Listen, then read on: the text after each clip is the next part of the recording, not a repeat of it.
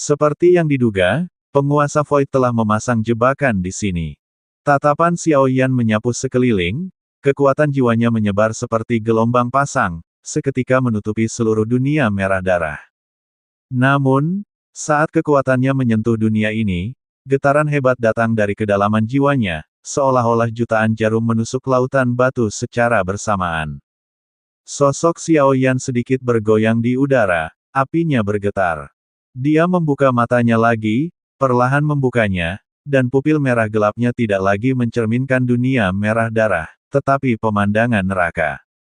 Jiwa-jiwa mati yang tak terhitung jumlahnya memenuhi setiap sudut dunia ini. Dia melihat pemandangan yang paling tragis. Berapa banyak jiwa mati yang telah digunakan untuk membangun batasan ilusi seperti itu. Persepsi jiwanya meluas seperti jaring laba-laba, setiap benang menyentuh fragmen kenangan yang hancur, menyakitkan, dan meratap. Semua ini berasal dari setiap gumpalan darah yang melayang. Kabut itu adalah Laut Barat, napas terakhir kebencian dari makhluk Void. Setiap retakan di bumi tertanam dengan jiwa-jiwa yang hancur. Benjolan-benjolan yang berdenyut di pegunungan yang menggantung itu sebenarnya adalah sisa-sisa dari banyak prajurit ilahi yang dipaksa melemah. Mereka masih berdenyut lemah.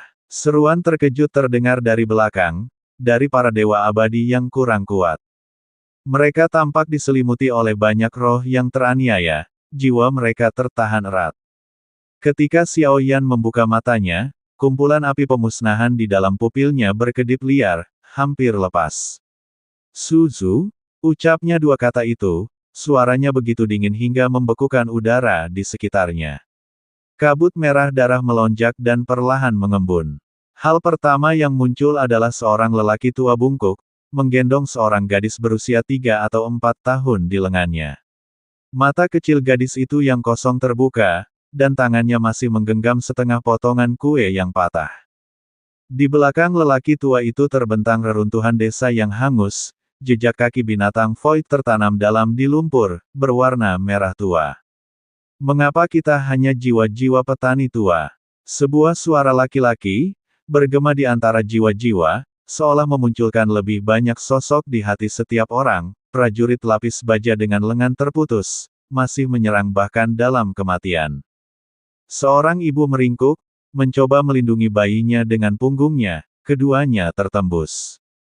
Di belakang mereka, baju besi Void yang dingin. Seorang anak laki-laki berlutut di reruntuhan, menggali dengan tangan kosong, ujung jarinya berlumuran darah, orang yang dicarinya. Sudah menjadi abu, inilah pemandangan ketika Void Laut Barat jatuh. Bagaimana dengan Sensi yang perkasa?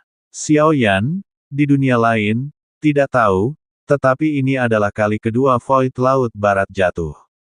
Setelah Void turun, mereka yang perkasa yang bisa pergi, dan mereka yang tidak bisa, mereka yang tidak mau pergi, menjadi roh-roh tragis Void Laut Barat.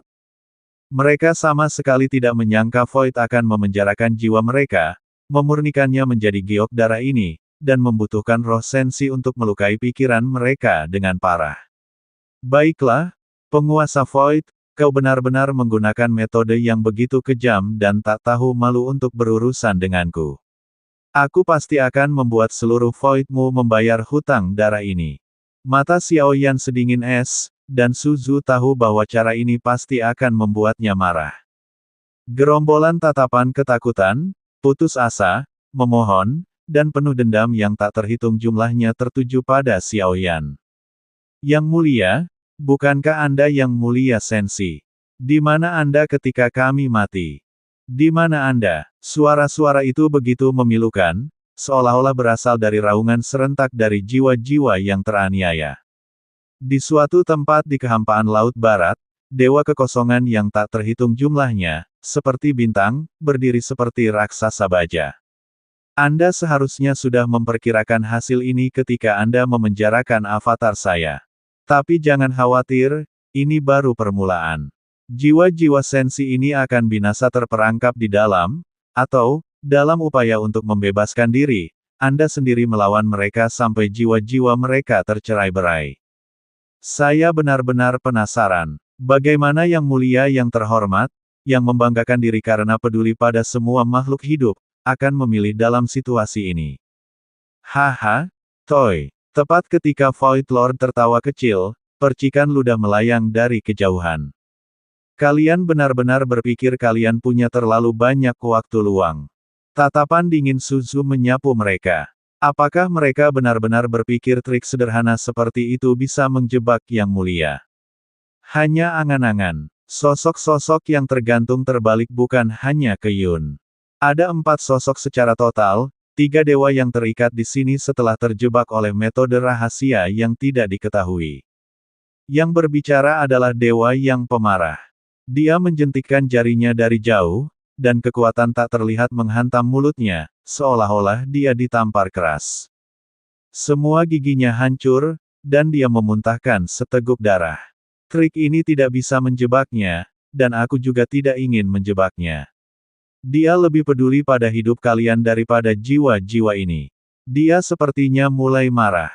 Jika aku menghancurkan kalian semua sampai mati di depan Yang Mulia, apakah kalian pikir dia tidak akan kehilangan kendali sepenuhnya?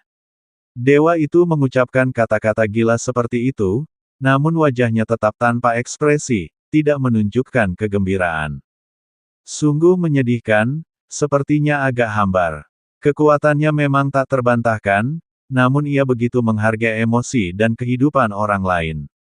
Kelemahan seperti itu, aku heran bagaimana ia bisa menjadi dewa. Ia menatap entitas kacau di hadapannya, yang sesekali menyiksa 3 dewa dan ke Yun, menyebabkan mereka kesakitan yang tak tertahankan. Sekarang, berapa peluangku untuk menang melawan Yang Mulia? Penguasa kekosongan mendongak, tatapannya tertuju pada entitas kacau yang melayang di hadapannya, suaranya dingin. 90%.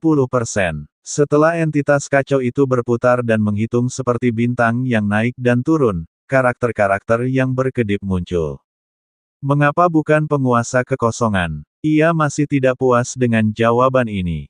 Tetapi entitas kacau itu tidak menjawab, sepertinya ia hanya bisa menghitung. Memang, itu adalah metode yang bengkok dan jahat.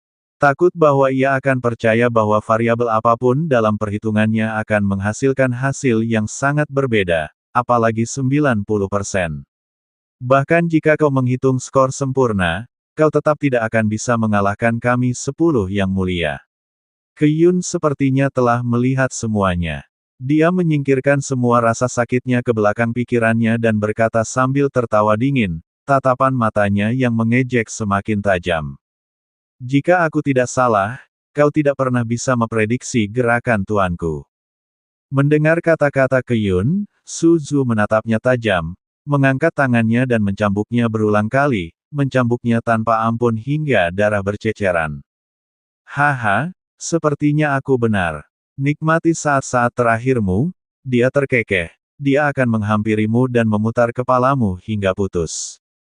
Ke Yun, di tengah rasa sakit, mengeluarkan suara riang, seolah-olah dia melihat langsung ke dalam diri Suzu, yang sekarang sedang marah.